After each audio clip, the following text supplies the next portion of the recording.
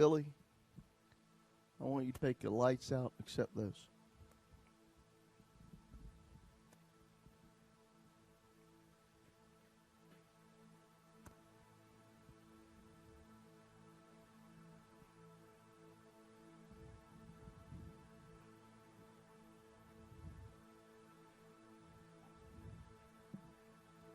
I know, can't see me on Facebook, all that other stuff.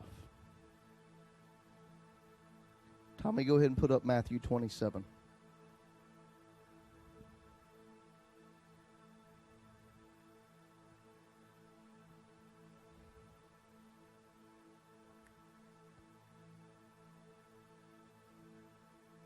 I think you're on 25. Did I tell you wrong? Chapter 27, 15 through 26. I may have told you the wrong chapter. I'm sorry. I'm only going to do this for a minute, and then we'll turn the lights on. But there you go.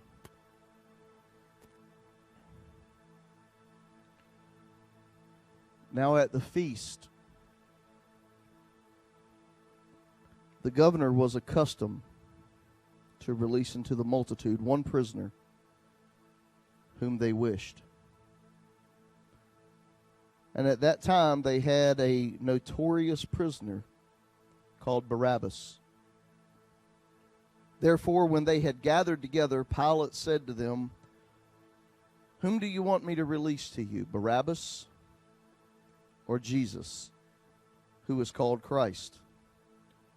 For he knew they had handed him over because of envy.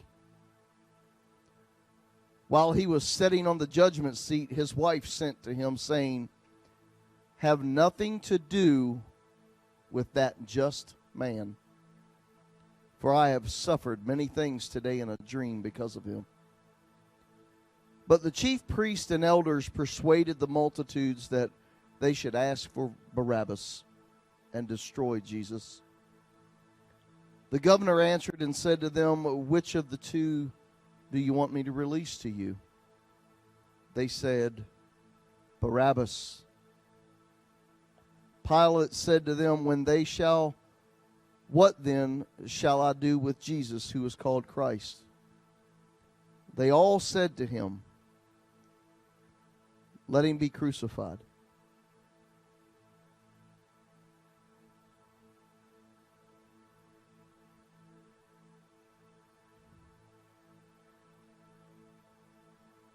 And the governor said, "Why? What evil has he done?" But they cried out all the more, saying, "Let him be crucified." When Pilate saw that he could not prevail at all, but rather that a tumult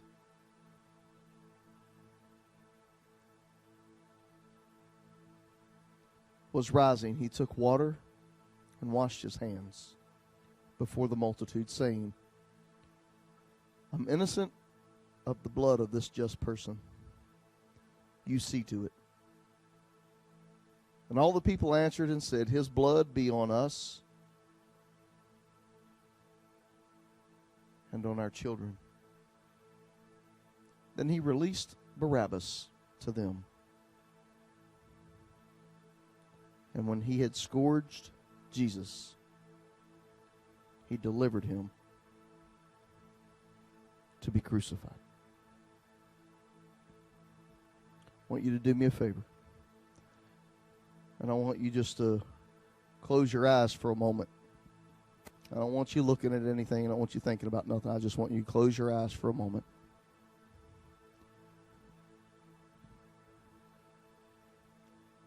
And it's kind of dark in here as it is. And I wanted to dim the light a little bit so that you could get some darkness when you did close your eyes. But I want you to think of you. And here you sit in darkness.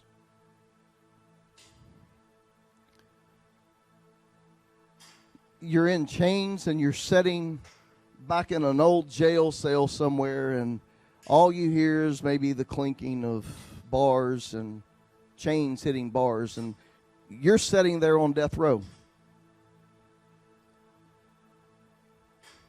You're waiting for your call. It's your turn. You're up next. You know you were caught red-handed. You've come against the government. You're leading a rebellion. You're a murderer. You're a thief.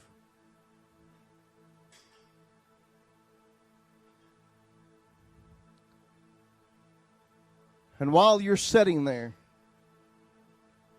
a guard comes to your cell. Barabbas.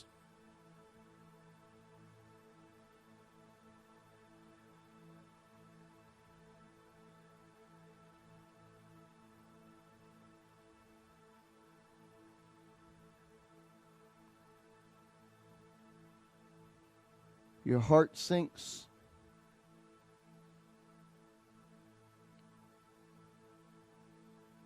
You've been called. It's your time.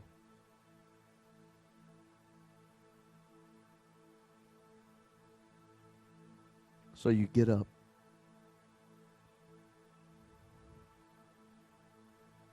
You walk to the open door.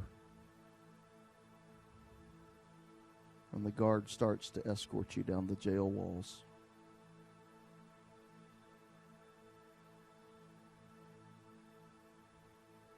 Now this is where we are. Billy, you can turn the lights on.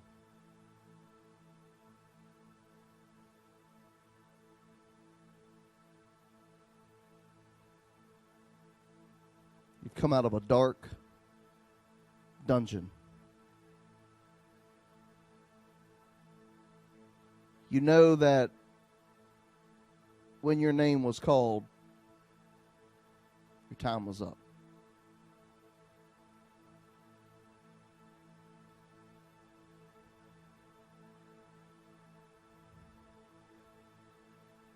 See, Jesus is standing now before the community. It's him and it's Pilate and it's Barabbas.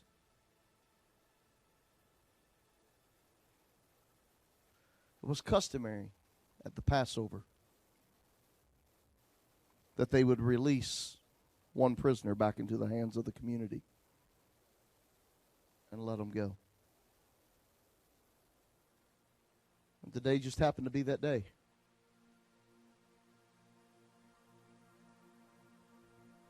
You knew that you were on death row and your number got pulled. And while you're walking down that hall, some of you can relate because you've walked that hall before. Some of you may be walking that hall even now. And it doesn't have to be because you've murdered someone or leading a rebellion. It may just be the very fact that you're stuck in an addiction, a bondage. You can't seem to free yourself.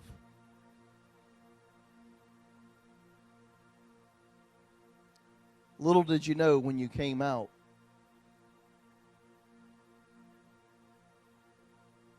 that you were going to stand alongside of a man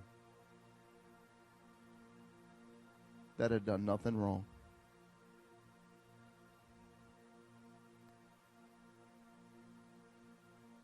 And Pilate begins to ask,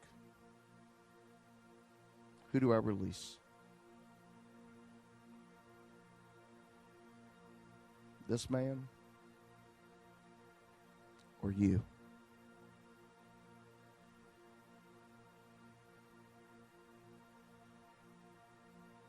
You already know that this man you stand against is not near the man you are. He's not come close to doing what you've done.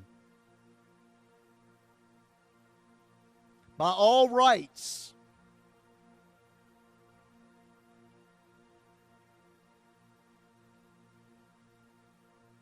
they should carry out your sentence.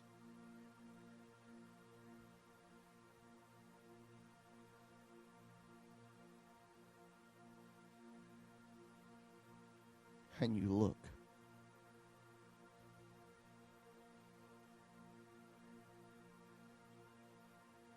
And somehow, some way,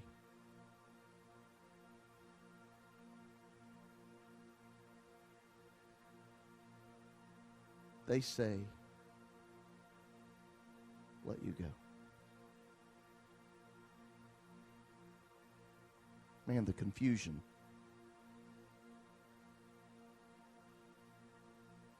Maybe it's a misunderstanding, so I'm not going to get too excited. I'm going to stand right here in my guilt and my shame. And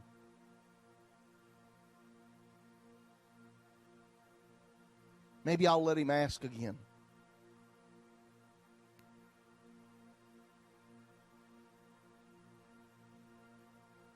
Who do I let go?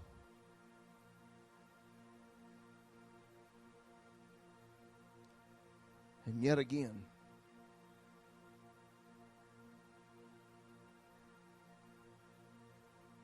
they say you. You really don't understand. Is this a setup? Are you about to make a spectacle of me?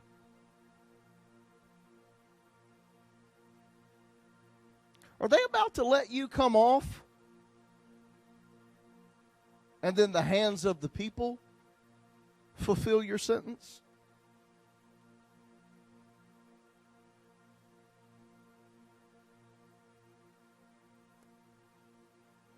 You start thinking in your mind, there's no way that there's absolutely no way this should take place. You know it in your heart. See, you knew it a long time ago who you were, what you've done, and what you stood for. And while you sat in your cave, while you was behind your bars, while you were shackled in your addictions and your sin and your adultery, and somehow, some way, someone's called to take your place.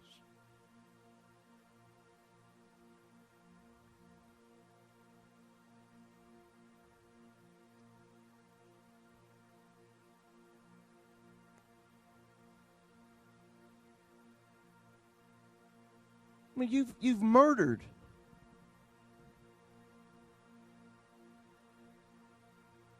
You've stolen. You're leading rebellions. You are a menace to society.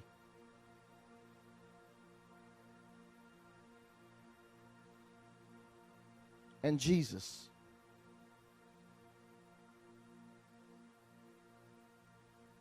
He's healed people. He's brought people back to life. He's taught good morals. He's given an alternative, which is life.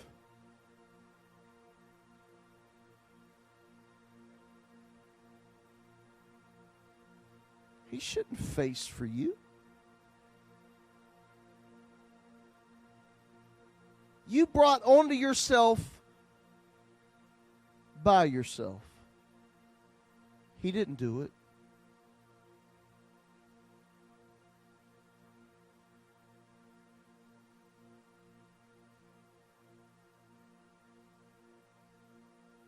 You should have never seen the light of day.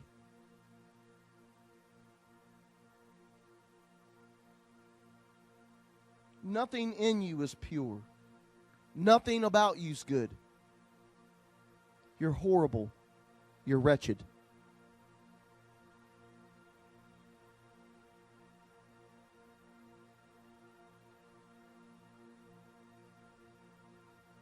I mean, everything was going along as planned. I mean, Jesus was fulfilling prophecy.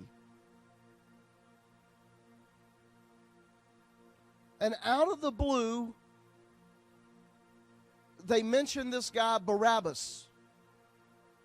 We don't even know who Barabbas is, but he enters the scene, and there he stands.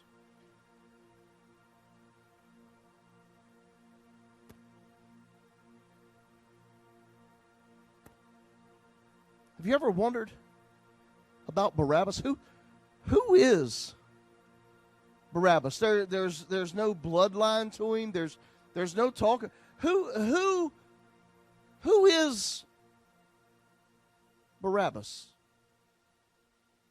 One of such importance that it would come in and interrupt a moment.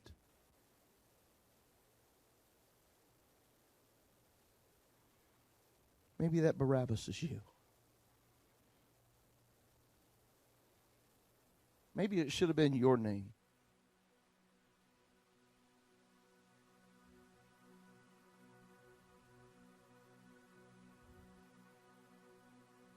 Everything that you had done to people.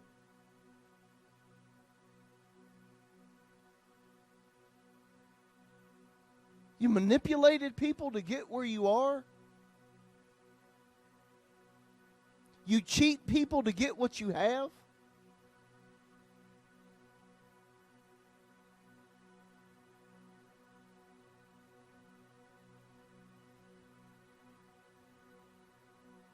You should have died.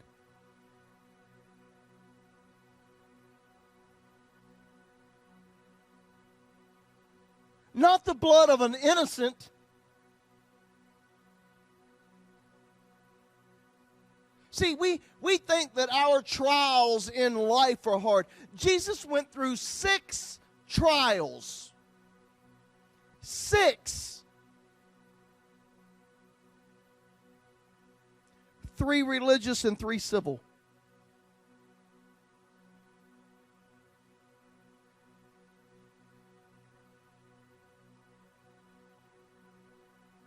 To prove that he was guilty.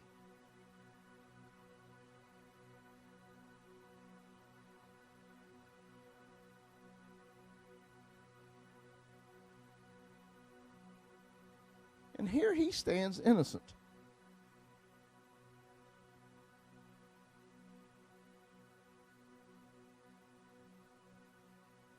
But because of you,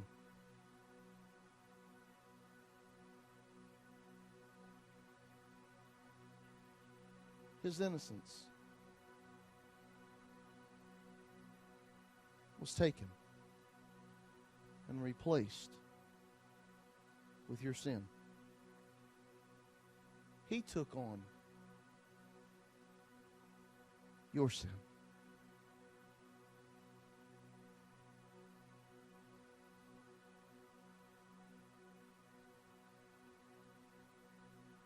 There was a couple of things that took place here that I really started to put my eyes on. And one was the fact that when we are in our sin and we are in our bondage, we have a tendency to sometimes say, I'll fix it. I'll get out of it. When you're in that addiction, you make in your mind a belief system that says you can get out of it. You've done something wrong and you are going to fix it. But there was something that took place. Something took place when you thought you would be able to pick the locks and get rid of the chains. You were faced yet again with something that caused you to go back to the very thing that you thought you'd freed yourself from.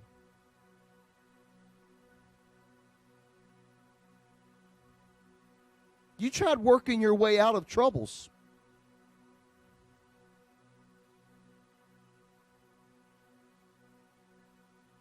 And when you find yourself sitting and the walls seem that they're closing in, somebody else, it took somebody else to set you free. Someone that didn't deserve it. You have no right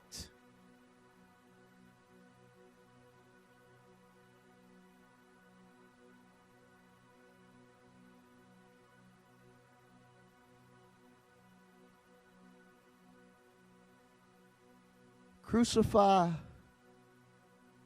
Jesus.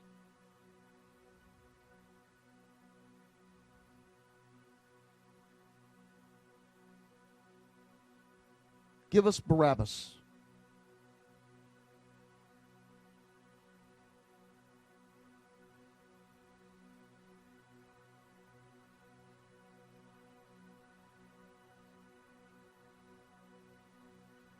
You read this story 1,000 times.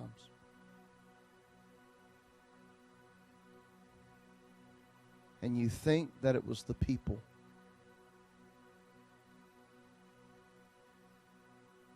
That allowed you your freedom.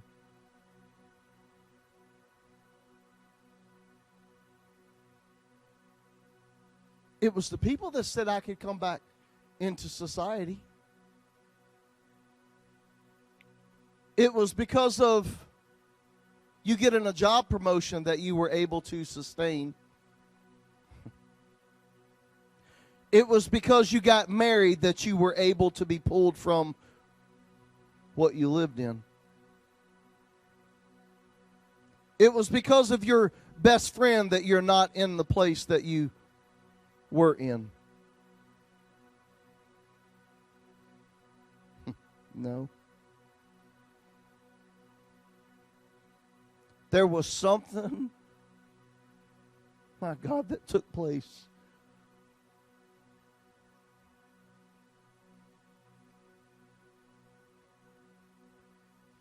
That we don't ever understand.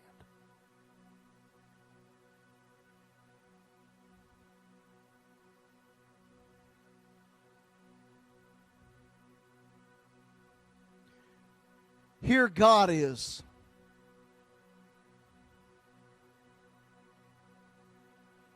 In His love,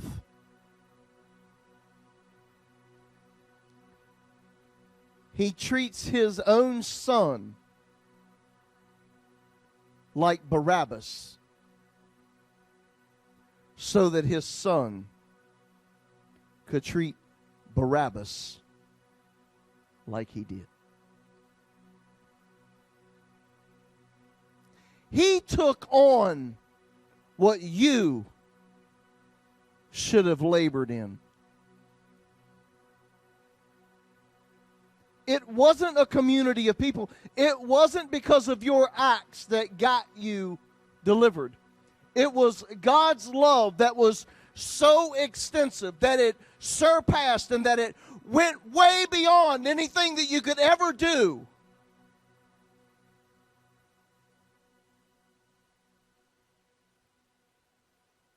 Romans puts it something like this.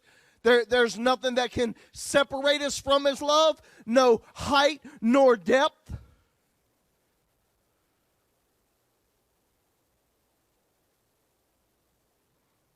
And you've been there. You have went to the heights. And He still loved you.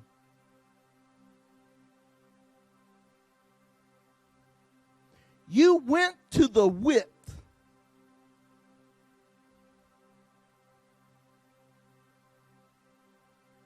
on death row.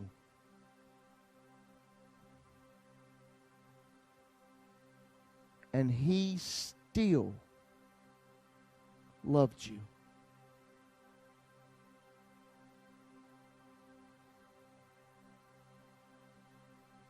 God, how can you let Barabbas go? You know that he's not even going to say thank you. You know the type of person he is, but I love him. I love him so much that I want him to live. If he doesn't live, there's no opportunity. But I love him enough to allow him an opportunity.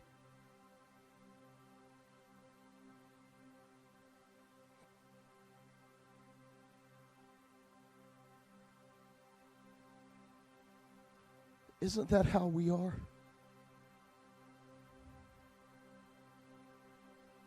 Barabbas,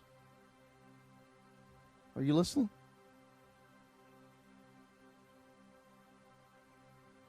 Isn't that what we do to God?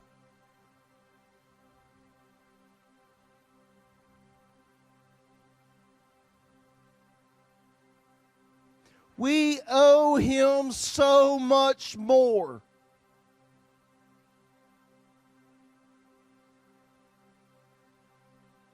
But in our own selfish arrogance,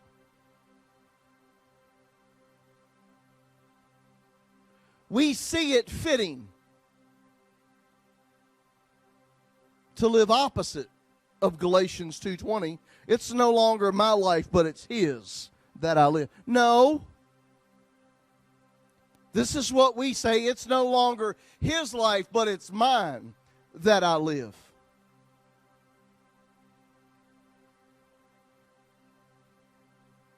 But it was because of his love that extended far beyond your time, both before and after, that you are who you are in him.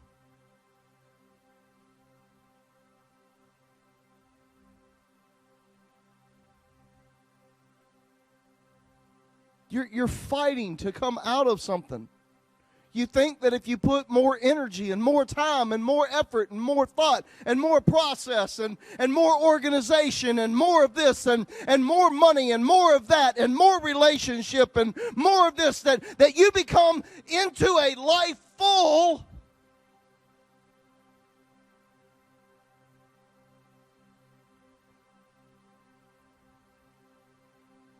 only to find out that this has nothing to do with you.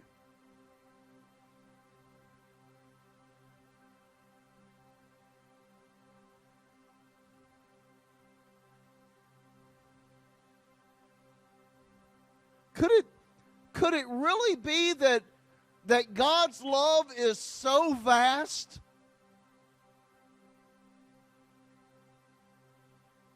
that God's love is so deep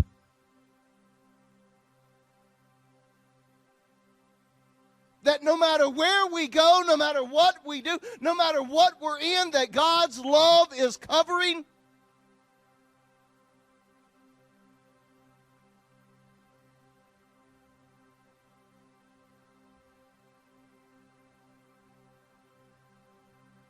Could it possibly be that there's nothing else in this world that will ever give you what God's love has provided for you? Is it possible?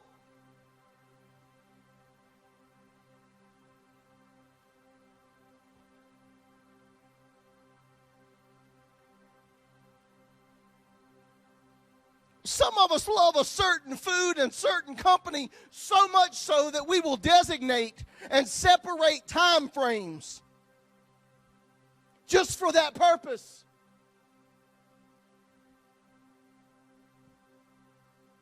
But nowhere in our hearts, nowhere in our minds, nowhere on our calendars do we put that much into loving God.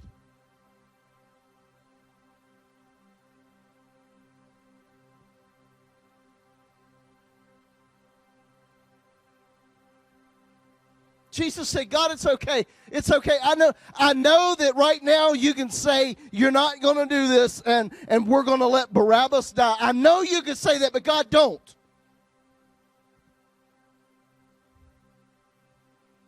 Our love is much better than that.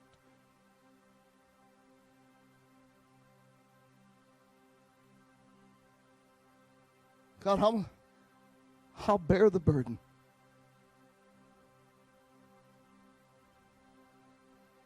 Let him go.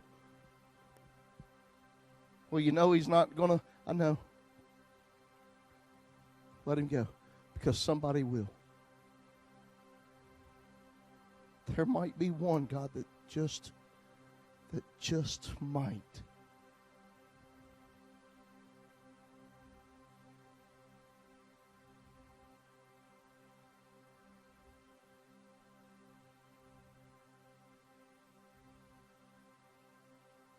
You have to stop.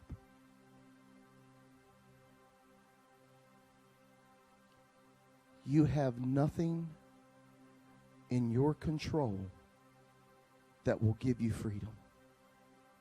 Nothing.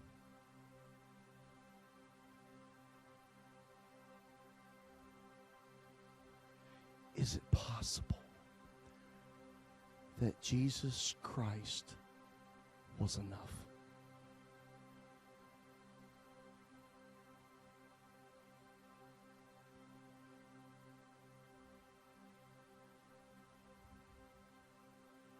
Man, I can picture Barabbas in the jails, man, and he's calling for his lawyer so that he can go and make appeals. And it didn't work. Oh, man, he bribing guards, trying to get them to let him free. Nothing worked. Picking his own locks. To no avail.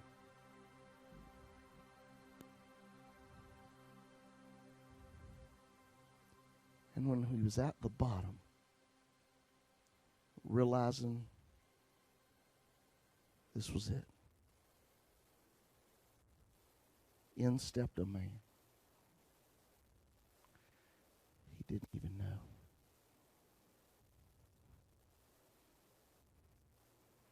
And he says, I'll take your place.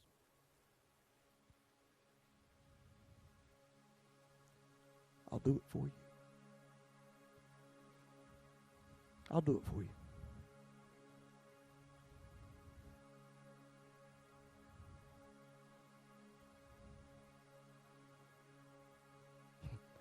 No greater love than one that will lay down his life for his brother.